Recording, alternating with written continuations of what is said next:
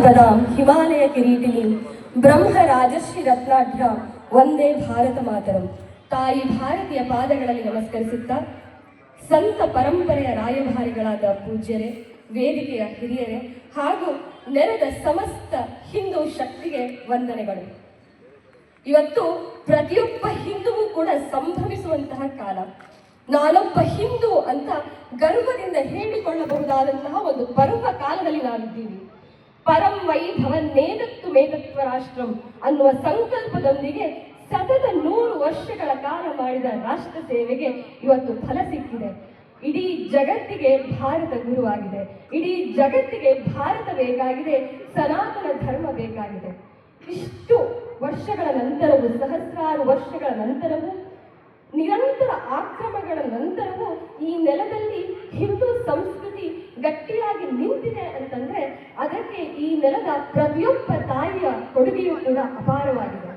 ಈ ನೆಲದ ಪ್ರತಿಯೊಬ್ಬ ತಾಯಿಯೂ ಕೂಡ ಸ್ವಯಂ ಶಕ್ತಿಯಾಗಿ, ದುರ್ಗೆಯಾಗಿ, ಕಾಳಿಯಾಗಿ, ಸರಸ್ವತಿಯಾಗಿ ಈ ರಾಷ್ಟ್ರದ ಧರ್ಮವನ್ನ ರಕ್ಷಣೆ ಮಾಡಿದ್ದಾಳೆ. ಹೌದು, ಹಾಗಾಗಿನೇ ಈ ನಮ್ಮ ಸಂಸ್ಕೃತಿ ನಮ್ಮ ತಾಯಂದಿರನ್ನ ಶಕ್ತಿ ಅಂತ ಕರೆದಿದ್ದು. ಹಾಗೆ ಶಕ್ತಿಯ ವಿವಿಧ ರೂಪದಲ್ಲಿ ಪ್ರಕಟಗೊಳ್ತಾ ಈ ನೆಲದ ರಕ್ಷಣೆಗೆ ಸದಾ ಪ್ರತಿಯೊಬ್ಬ ತಾಯಿಯು ಮುಂಚೂಣಿಯಲ್ಲಿ ನಿಲ್ತಾ ಇದ್ರು. ನಮ್ಮ ತಾಯಂದಿರನ್ನ ನಮ್ಮ ಸಂಸ್ಕೃತಿ ಹೇಗೆ ಕರೆಯುತ್ತೆ ಗೊತ್ತಾ? ಇಚ್ಛಾಶಕ್ತಿ, ಜ್ಞಾನಶಕ್ತಿ, ಕ್ರಿಯಾಶಕ್ತಿ ಸ್ವರೂಪಿಣಿ ಅಂತ ಹೇಳಿ. ಪ್ರತಿಯೊಬ್ಬ ತಾಯಿಯು ಅನಿವಾರ್ಯತೆ ಬಂದಾಗ, ಅವಶ್ಯಕತೆ ಬಂದಾಗ ಅವಳು ತನ್ನ ಇಚ್ಛಾಶಕ್ತಿಯನ್ನ, ಜ್ಞಾನ ಶಕ್ತಿಯನ್ನ, ಕರ್ತೃತ್ವ ಶಕ್ತಿಯನ್ನ ವಿವಿಧ ರೂಪದಲ್ಲಿ ಪ್ರಕಟಗೊಳಿಸ್ತಾ ಬರ್ತಾ ಇದ್ದಾರೆ. ಹಿಂದೆ ಜನಕ ಮಹಾರಾಜನ ಆಸ್ಥಾನದಲ್ಲಿ ಒಂದು ವಿದ್ವತ್ ಚರ್ಚೆ ನಡೀತಾ ಇತ್ತು. ಆ ವಿದ್ವತ್ ಸಭೆಯಲ್ಲಿ ವಾದವನ್ನ ಮಂಡಿಸ್ತಾ ಇದ್ದವರು ಸ್ವಯಂ ಸ್ಮೃತಿಕಾರರಾದ ಯಾಜ್ಞವಲ್ಕ್ಯರು. ಅವರ ವಿರುದ್ಧವಾಗಿ ಪ್ರತಿಪಾದವನ್ನು ಮಂಡಿಸ್ತಾ ಇದ್ದವರು ಯಾರು ಗೊತ್ತಾ? ವೇದಾಂತಗಳನ್ನ ಅಧ್ಯಯನ ಮಾಡಿದ ಒಂದು ಸ್ತ್ರೀ ಶಕ್ತಿ, ಅವಳು ಗಾರ್ಗಿ. ಇದು ನಮ್ಮ ನೆಲದ ತಾಯಂದಿರ ಜ್ಞಾನ ಶಕ್ತಿ.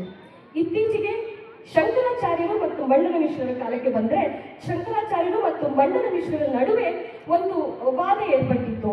ಯಾವುದು ಸರಿ, ಜ್ಞಾನ ಮಾರ್ಗವೂ ಸರಿಯೋ, ಕರ್ಮ ಮಾರ್ಗವೂ ಸರಿಯೋ ಅಂತ. ಇಬ್ಬರೂ ಕೂಡ ಪ್ರಕಾಂಡ ಪಂಡಿತರು. ಅವರಿಬ್ಬರ ವಾದ ಪ್ರತಿವಾದಗಳನ್ನ ನ್ಯಾಯ ಮಾಡೋರು ಯಾರು? ಆ ನ್ಯಾಯಕ್ಕೆ ಅವರು ಆಯ್ಕೆ ಮಾಡಿಕೊಂಡಿದ್ದು ಸ್ವಯಂ ಮಂಡನ ಮಿಶ್ರರ ಪತ್ನಿಯಾದ ಉಭಯ ಭಾರತೀಯವರನ್ನ. ಇಬ್ಬರು ವಿದ್ವಾಂಸರ ಜ್ಞಾನವನ್ನ ನ್ಯಾಯ ಮಾಡೋದಕ್ಕೆ ಅವಳೆಷ್ಟು ಜ್ಞಾನವನ್ನು ಹೊಂದಿರಬೇಕು. ಇದು ನಮ್ಮ ನೆಲದ ತಾಯಂದಿರ ಜ್ಞಾನಶಕ್ತಿ. ಅದು ಅವತ್ತಿಗಷ್ಟೇ ಸೀಮಿತವಲ್ಲ, ಇವತ್ತಿಗೂ ಕೂಡ ನಮ್ಮ ನೆಲದಲ್ಲಿ ಅದೆಷ್ಟು ಶಕುಂತಲಾ ದೇವಿಯರು, ಅದೆಷ್ಟು ಅಕ್ಕ ಮಹಾದೇವಿಯರು ತಮ್ಮ ಜ್ಞಾನವನ್ನ ಪ್ರಕಟಗೊಳಿಸ್ತಾ ಬಂದಿದ್ದಾರೆ. ಇವತ್ತು ನಮ್ಮ ಶಾಲೆಗಳಲ್ಲಿ ನೋಡೋದಾದ್ರೆ ಪ್ರತಿ ಶಾಲೆಯಲ್ಲೂ ಹೆಣ್ಮಕ್ಳಿಗೆ ಜಾಸ್ತಿ ಮಾರ್ಕ್ಸು, ಪ್ರತಿ ಶಾಲೆಯಲ್ಲೂ ಹೆಚ್ಚಿನ ಸಂಖ್ಯೆಯಲ್ಲಿರೋರು ಹೆಚ್ಚಿನ ಶಿಕ್ಷಕಿಯರು ತಾಯಂದಿರು. ಹಾಗಾಗಿ ಜ್ಞಾನ ಶಕ್ತಿ ಅಂತ ಬಂದಾಗ ಸ್ವಯಂ ಸರಸ್ವತಿಯಾಗಿ ನಾವು ನಿಲ್ಲಕ್ಕೆ ಸದಾ ಮುಂದೆ ಇರ್ತೀವಿ. ಹಾಗೆ ಕರ್ತೃತ್ವ ಶಕ್ತಿ ಪ್ರಶ್ನೆ ಬಂದಾಗ, ಕರ್ತೃತ್ವದ ಶಕ್ತಿ ಬಂದಾಗ ನಾವು ಎಲ್ಲಕ್ಕಿಂತ ಯಾವತ್ತಿಗೂ ಮುಂದೆ. ಅಗಸ್ತ್ಯ ಮಹರ್ಷಿಗಳ ಆಶ್ರಮ, ಅಗಸ್ತ್ಯ ಮಹರ್ಷಿಗಳ ಆಶ್ರಮದಲ್ಲಿ ಒಂದು ಗುರುಕುಲ ನಡೀತಾ ಇತ್ತು. ಮಹರ್ಷಿಗಳ ಆಶ್ರಮ ಗುರುಕುಲ ಅಂತಂದ್ರೆ ಅದೊಂದು ದೊಡ್ಡ ಯೂನಿವರ್ಸಿಟಿ. ಅಲ್ಲಿ ಸಹಸ್ರಾರು ಸಂಖ್ಯೆಯಲ್ಲಿ ವಿದ್ಯಾರ್ಥಿಗಳು ಇರ್ತಾ ಇದ್ರು. ಅಗಸ್ತ್ಯ ಮಹರ್ಷಿಗಳು ಅವರು ಲೋಕ ಕಲ್ಯಾಣ ನಿಮಿತ್ತ ಅವರು ಆಶ್ರಮವನ್ನು ಬಿಟ್ಟು ಬೇರೆಡೆ ಹೋಗುವಂತ ಸಂದರ್ಭ ಎದುರಾದಾಗ ಅಗಸ್ತ್ಯ ಮುನಿಗಳ ಪತ್ನಿ ಲೋಪಾಮುದ್ರ ಇಡೀ ಯೂನಿವರ್ಸಿಟಿಯ ಜವಾಬ್ದಾರಿಯನ್ನು ನಿಭಾಯಿಸ್ತಾ ಇದ್ದಂತೆ. ಇದು ನಮ್ಮ ಕರ್ತೃತ್ವ ಶಕ್ತಿ. ಝಾನ್ಸಿಯ ರಾಣಿ ಲಕ್ಷ್ಮೀಬಾಯಿ ಆಗಿಗಿನ್ನೂ ಬರೀ 23-24 ವಯಸ್ಸು. ಕನ್ನಡಿ ಮುಂದೆ ನಿಂತ್ಕೊಂಡು ಫೇರ್ ಅಂಡ್ ಲವ್ಲಿ ಹಚ್ಕೊಂಡು ಮೇಕಪ್ ಮಾಡ್ಕೊಳ್ಳೋ ವಯಸ್ಸು. ಆದ್ರೆ ಅವಳು ಮಾಡಿದ್ದೇನು? ಝಾನ್ಸಿಗೆ ಅಪಾಯ ಇದೆ ಅಂತಾದ್ರೆ ಝಾನ್ಸಿಯ ಜನತೆ ನನ್ನ ಜವಾಬ್ದಾರಿ, ಅವರ ರಕ್ಷಣೆಗೆ ನಾನು ಮುಂದೆ ನಿಲ್ಬೇಕು ಅಂತ ಹೇಳಿ ಸಂಕಲ್ಪ ಮಾಡಿ ತನ್ನ ಹಸುಗೂಸನ್ನ ಬೆನ್ನಲ್ಲಿ ಕಟ್ಕೊಂಡು ಬ್ರಿಟಿಷರ ವಿರುದ್ಧ ಹೋರಾಡಿ ವೀರ ಮರಣವನ್ನ ಅಪ್ಪಿದ್ಲು. ಹಾಗೆ ನಮ್ಮ ಚಿತ್ರದುರ್ಗದ ಓಬವ್ವನನ್ನ ನೆನೆಸ್ಕೊಳ್ಳೋದಾದ್ರೆ, ಓಬವ್ವ ಅವಳು ಕೂಡ ನವವಿವಾಹಿತೆ, ಹನಿಮೂನ್ ಹೋಗ್ಬೇಕಾಗಿತ್ತು. ಆದ್ರೆ ಅವಳು ಮಾಡಿದ್ದೇನು? ಹೈದರಾಲಿಯ ಸೈನ್ಯ ನುಸುಳಿಕೊಂಡು ಬರ್ತಾ ಇದೆ ಅಂತ ಆದ್ರೆ ಅವರನ್ನ ಸೆರೆಬಡಿದು ಅವಳು ಕೂಡ ವೀರತೆಯನ್ನ ಮೆರೆದ್ಲು. ಹಾಗೆ ಹೇಳೋದಾದ್ರೆ ಅದೆಷ್ಟು ಸಾಲು ಸಾಲು ವೀರ ವನಿತೆಯರು ನಮಗೆ ಸಿಗ್ತಾರೆ. ರಾಣಿ ಅಬ್ಬಕ್ಕ ಇರಬಹುದು, ಕಿತ್ತೂರು ರಾಣಿ ಚೆನ್ನಮ್ಮ ಇರಬಹುದು, ಹಾಗೆ ಪೋರ್ಚುಗೀಸರ ವಿರುದ್ಧ ಹೋರಾಡಿದಂತಹ ಚೆನ್ನಭೈರಾದೇವಿ ಇರಬಹುದು. ಹಾಗೆ ಅಹಲ್ಯಾಬಾಯಿ ಹೋಳ್ಕರನ್ನ ನಾವು ನೆನೆಸ್ಕೊಳ್ಬೇಕಾಗತ್ತೆ. ಅಹಲ್ಯಾಬಾಯಿ ಹೋಳ್ಕರ್ ಮಾಡದ ಜವಾಬ್ದಾರಿಯನ್ನ ಅತಿ ಚಿಕ್ಕ ವಯಸ್ಸಿನಲ್ಲಿ ತನ್ನ ಪತಿಯ ಸಾವಿನ ನಂತರ ತಗೊಳ್ಬೇಕಾಗತ್ತೆ. ಮಾಳ್ವನ್ನ ಜವಾಬ್ದಾರಿಯಿಂದ ಧರ್ಮಯುತವಾಗಿ ನಡೆಸಿದ ಅಷ್ಟೇ ಅಲ್ಲದೆ ಘಜನಿ ಘೋರಿಯರ ಆಕ್ರಮಣದಿಂದಾಗಿ ದಾಳಿ ಅನೇಕ ದೇವಾಲಯಗಳು ನಾಶವಾಗಿತ್ತು. ಆ ಎಲ್ಲ ದೇವಾಲಯಗಳನ್ನು ಮರು ನಿರ್ಮಾಣ ಮಾಡಿದಂಥವಳು ಅಹಲ್ಯಾಬಾಯಿ. ಸೊ ಇವತ್ತು ನಾವೇನು ಕಾಶಿಯಲ್ಲಿ ವಿಶ್ವನಾಥನನ್ನು ನೋಡ್ತೀವಿ, ಸೋಮನಾಥನನ್ನು ನೋಡ್ತೀವಿ, ಅದೆಲ್ಲವೂ ಕೂಡ ಅಹಲ್ಯಾಬಾಯಿಯ ಕೊಡುಗೆ. ಅದು ಅವಷ್ಟಿಗಷ್ಟೇ ಸೀಮಿತವಲ್ಲ. ಇವತ್ತು ಕೂಡ ಶತ್ರುಗಳಿಗೆ ಪಾಠ ಕಲಿಸಬೇಕು ಅಂತಂದ್ರೆ ಆಪರೇಷನ್ ಸಿಂಧೂರದ ಚುಕ್ಕಾಣಿಯನ್ನು ಕೂಡ ನಾವು ಹಿಡಿತೀವಿ. ಅನಿವಾರ್ಯತೆ ಬಂದ್ರೆ, ಅವಶ್ಯಕತೆ ಬಂದ್ರೆ ನಾವು ಎಂತಹ ಕರ್ತವ್ಯವನ್ನ ನಿಭಾಯಿಸ್ತೇವೆ. ಆಟೋ ಓಡಿಸ್ಲಿಕ್ಕೂ ಸರಿ ನಾವು, ಹಾಗೆ ವಿಮಾನವನ್ನ ಹಾರಿಸ್ಲಿಕ್ಕೂ ಸರಿ. ಹಾಗೆ ಯೂನಿವರ್ಸಿಟಿಯ ಕುಲಪತಿಗಳು ಆಗ್ತೀವಿ, ಹಾಗೆ ದೇಶದ ರಾಷ್ಟ್ರಪತಿಯೂ ಆಗ್ತೀವಿ. ಮನೆಯ ಒಳಗಿನ ಹಣಕಾಸಿನ ಮಂತ್ರಿಯೂ ನಾವೇ, ಇಡೀ ದೇಶದ ಹಣಕಾಸಿನ ಮಂತ್ರಿಯೂ ನಾವೇ. ಹಾಗೆ ಕರ್ತವ್ಯ ಅಂತ ಬಂದ್ರೆ ನಮ್ಮ ಮನೆಯಲ್ಲಿರುವ ಪ್ರತಿಯೊಬ್ಬ ಹೆಣ್ಣು ಮಕ್ಕಳು ಕೂಡ ಎಷ್ಟು ಚೆನ್ನಾಗಿ ಕುಟುಂಬವನ್ನು ನಿರ್ವಹಿಸ್ತಾರೆ.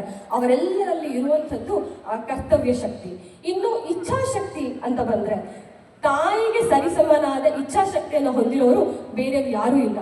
ಯಾಕೆ ಅಂತಂದ್ರೆ ಒಬ್ಬ ತಾಯಿ ಗಟ್ಟಿಯಾಗಿ ಸಂಕಲ್ಪ ಮಾಡಿದ್ರೆ ಸಾಕು, ಆಕೆ ರಾಷ್ಟ್ರವನ್ನು ನಿರ್ಮಾಣ ಮಾಡಬಲ್ಲಳು.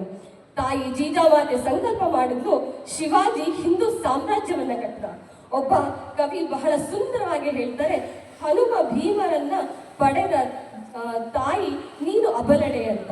ಹೌದು, ನಾನು ಸಂಕಲ್ಪ ಮಾಡಿದ್ರೆ ಹನುಮನನ್ನ, ಭೀಮನನ್ನ, ಭಗತ್ ಸಿಂಗನನ್ನ, ಸ್ವಾಮಿ ವಿವೇಕಾನಂದನನ್ನ, ವೀರ ಸಾವರ್ಕರನ್ನ ಸೃಷ್ಟಿಸಬಹುದು.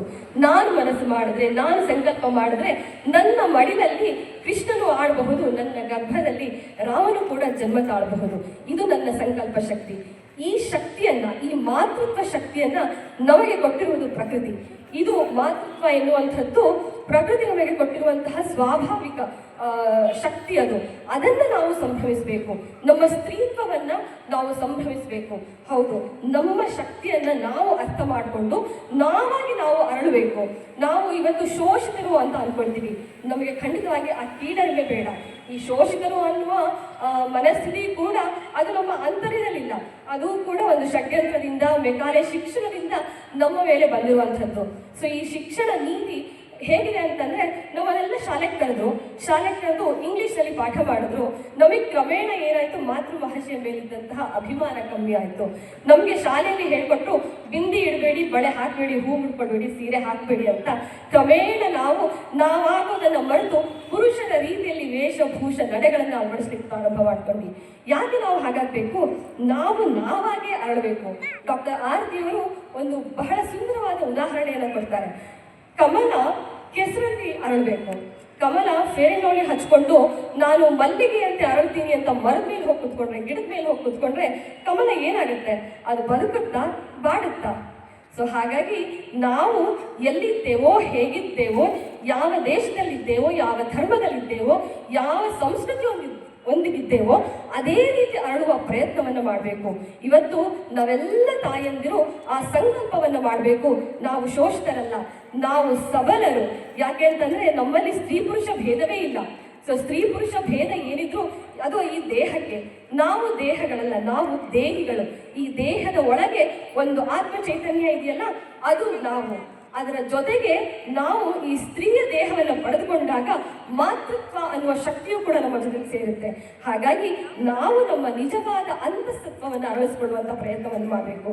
ಸೀತೆ ನಮಗೆ ಆದರ್ಶವಾಗಬೇಕು. ಯಾರು ಸೀತೆ? ಚಕ್ರವರ್ತಿ ರಾಮನ ಪತ್ನಿ ಸೀತೆ. ಆದ್ರೆ ಅವಳ ಜೀವನದಲ್ಲಿ ನಡೆದ ಸುನಾಮಿಗಳೆಷ್ಟು. ಆದ್ರೆ ಅವಳೆಲ್ಲ ಅದನ್ನ ಹೇಗೆ ನಿಭಾಯಿಸಿದ್ಲು? ಅವಳು ಯಾವತ್ತಾದ್ರೂ ಅತ್ಲ, ಕೂಗಾಡಿದ್ಲ, ಕೇಸ್ ಹಾಕಿದ್ಲ, ಡಿಪ್ರೆಷನ್ಗೆ ಹೋದ್ಲ? ಯಾಕೆ ಅಂತಂದ್ರೆ ಅವಳಲ್ಲಿ ಒಂದು ಅಗಾಧ ಶಾಂತಿ ಇತ್ತು. ಹಾಗಾಗಿ ಬಂದ ಎಲ್ಲ ಸವಾಲುಗಳನ್ನ, ಜೀವನದ ಎಲ್ಲ ಸವಾಲುಗಳನ್ನ ಕಲ್ಲು ಬಂಡೆಯ ರೀತಿಯಲ್ಲಿ ನಿಂತು ಎದುರಿಸಿದ್ಲು. ಎಲ್ಲಿ ಶಾಂತಿ ಇರುತ್ತೋ, ಎಲ್ಲಿ ಅಗಾಧವಾದ ಶಾಂತಿ ಇರುತ್ತೋ ಅಲ್ಲಿ ಶಕ್ತಿ ಸಂಚಯವಾಗುತ್ತೆ. ಎಲ್ಲಿ ಸಮುದ್ರದಲ್ಲಿ ಶಾಂತಿ ಇರುತ್ತೋ ಅಲ್ಲಿ ಸುನಾಮಿ ಏಳುತ್ತೆ.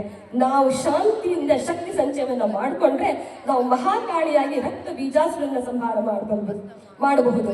ಹಾಗಾಗಿ ನಾವು ಅಂತರ್ಯದಿಂದ ನಮ್ಮ ಶಕ್ತಿ ಏನಿದೆ ಅವುಗಳನ್ನು ಆವಿರ್ಭವಿಸಿಕೊಂಡು ಅವುಗಳನ್ನು ಪ್ರಕಟಗೊಳಿಸ್ಕೊಳ್ತಾ ನಮ್ಮ ಹಿಂದೂ ಸಮಾಜವನ್ನ ಕಟ್ಟೋಣ. ಯಾಕೆಂತಂದ್ರೆ ಪ್ರತಿಯೊಬ್ಬ ತಾಯಿಯೂ ಅದೊಂದು ಮನೆ, ಗೃಹಿಣಿ ಗೃಹ ಮುಚ್ಚತೆ ಅಂತ ಹೇಳ್ತಾರೆ. ಹಾಗಾಗಿ ಒಂದು ತಾಯಿಯಲ್ಲಿ ಹಿಂದೂ ಶಕ್ತಿ ಜಾಗೃತವಾದ್ರೆ ಅದು ಒಂದು ಇಡೀ ಕುಟುಂಬ ಹಿಂದೂ ಕುಟುಂಬವಾಗುತ್ತೆ, ಇಡೀ ಸಮಾಜ ಹಿಂದೂವಾಗುತ್ತೆ. ಹಾಗಾಗಿ ಇವತ್ತು ನಾವು ಸಂಕಲ್ಪ ಮಾಡೋಣ, ಒಂದು ಸಮರ್ಥ ಬಲಿಷ್ಠ ಹಿಂದೂ ಸಮಾಜದ ನಿರ್ಮಾಣದಲ್ಲಿ ನಾನು ಸತತ ನನ್ನ ಪಾಲುದಾರಿಕೆಯನ್ನು ತೋರಿಸ್ತೀನಿ ಅಂತ. ಇಷ್ಟನ್ನು ಹೇಳ್ತಾ ನಾನು ವಿರಮಿಸ್ತೀನಿ. ಧನ್ಯವಾದಗಳು.